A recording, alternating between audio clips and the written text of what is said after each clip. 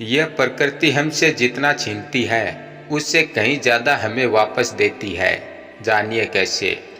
सुधीर और संगीता 15 सालों से अपने बच्चों के साथ अपने घर में रह रहे थे, लेकिन एक दिन अचानक सुधीर का ट्रांसफर किसी और शहर में हो गया और दोनों के सामने यह समस्या खड़ी हो गई कि अब अपना घर किसके सहारे छोड़कर जाएं, क्योंकि कुछ सालों बाद वापस भी तो आना है। तभी अचानक संगीता ने देखा कि इनके घर के सामने एक अम्मा खड़ी है जो इनके घर की तरफ अजीब तरीके से देख रही है।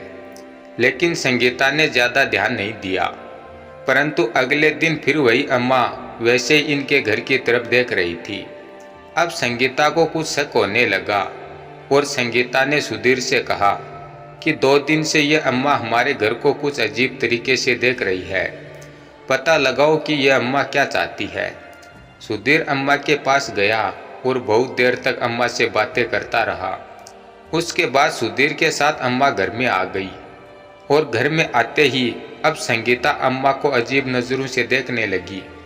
तभी सुधीर संगीता से बोला कि तुम जैसा सोच रही हो वैसा कुछ भी नहीं है। हम जिस घर में रह रहे हैं यह घर पहले इन्हीं का था। तभी संगीता ने कहा, लेकिन हमने तो यह घर किसी मोहनलाल से लिया था। सुधीर बोला, मोहनलाल इन्हीं का इकलौता बेटा है जिसने इनके साथ धोखा करके सारी प्रॉपर्टी अपने नाम करवा ली और इनको वृद्धाश्रम में छोड़ दिया और यह घर हमें बेचकर चला गया।